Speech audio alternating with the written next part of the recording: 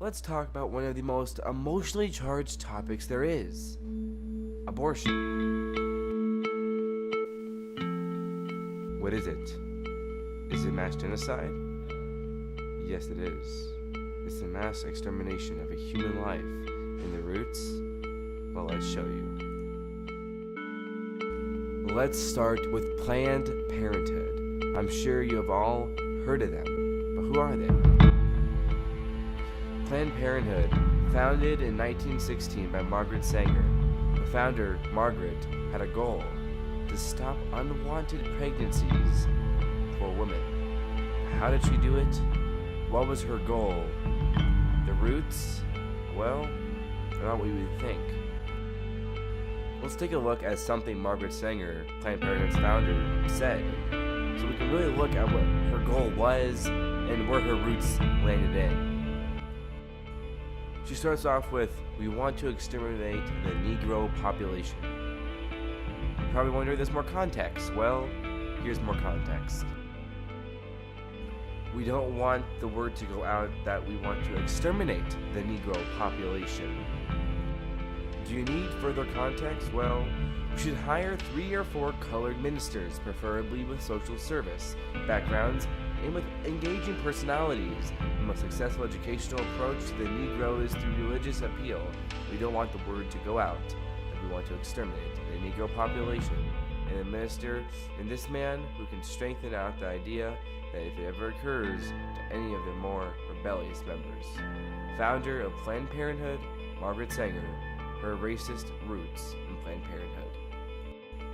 Almost 80% of Planned Parenthood facilities are located in minority communities. In her words, lower income. Factually, black communities. Looking to supply today. We've been very good at getting heart, lung, liver. Dr. Deborah Nucatola, Planned Parenthood's Director of Medical Services, an abortion provider discussing how to collect body parts from aborted fetuses over lunch at a California restaurant. So I'm not going to crush that part. I'm going to basically crush below, I'm going to crush above, and I'm going to see if I can get it intact. You know, in negotiations, the person who throws out the figure first is at a loss, right? So. And if they can do a little better than break even and do so in a Kidney, thymus, liver, spleen, femur, bone marrow. $75 a specimen.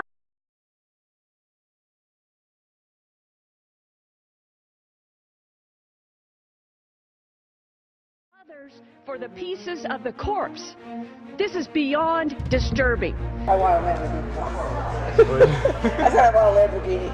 I think the per item thing works a little better just because we can see how much we can get out of it. To the providers like Dr. Amna Dermish. I always try and keep the trunk intact just by function of always trying to aim for the spine to bring it down. To illegally review patients' most private medical and personal information in order to match them up with the daily orders STEM Express had for specific fetal organs and body parts. I'm grateful to the entire Planned Parenthood family. I said I want a Lamborghini. I'm going to basically crush below, I'm going to crush above, and I'm going to see if I can get it intact. It's all just a matter of line item. It's about using a less crunchy technique to get more whole specimens. Partial birth abortions, which doctors use an ultrasound to find the baby's legs with the forceps pull up into the birth canal, and they deliver the entire baby besides the head. Stab the baby in the head with scissors, insert a suction tube, and suck out all the brains. Is it the woman's choice if she should abort her baby because it's in her body? Does the woman have the right to do what she wants with her body? Of course she does, but the baby inside her is a separate heartbeat from her heartbeat. To say a human fetus is not a person, to say a human fetus has no rights, and to say a human fetus has no value, to say it's a sack of cells, is not correct. There is plenty of living things that have intrinsic value and rights. To end a fetus's life under any circumstance, for any reason, at any time in a pregnancy, something they do claim, by the way, is not right. When a pregnant woman wants to give birth, then society and its laws regard the fetus as so valuable that if someone were to kill the fetus, that person could be prosecuted for homicide. But when a pregnant woman does not want to give birth, they deem the fetus as worthless, a sack of cells. Why does one person, the mother, have the right to decide if a separate human being, a separate heartbeat, should die. No one ever asks the mother, "How's your body?" They ask, "How's the baby?"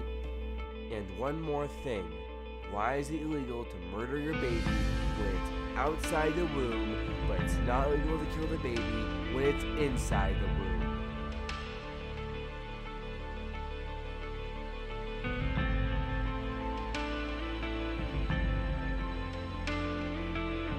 When does human life begin?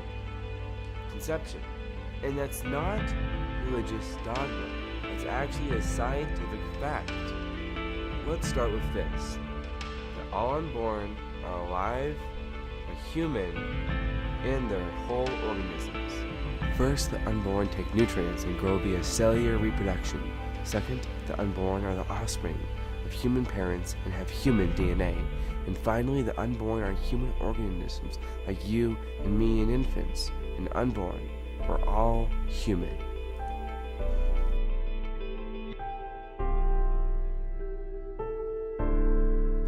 So, what day, what week is it okay to murder the baby, to murder the infant?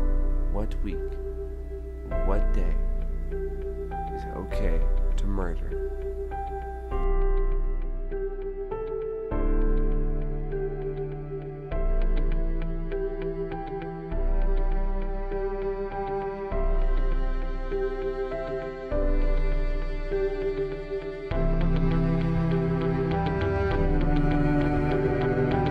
At the end of the day, your hard-earned money is going towards abortion clinics and procedures like the one shown today.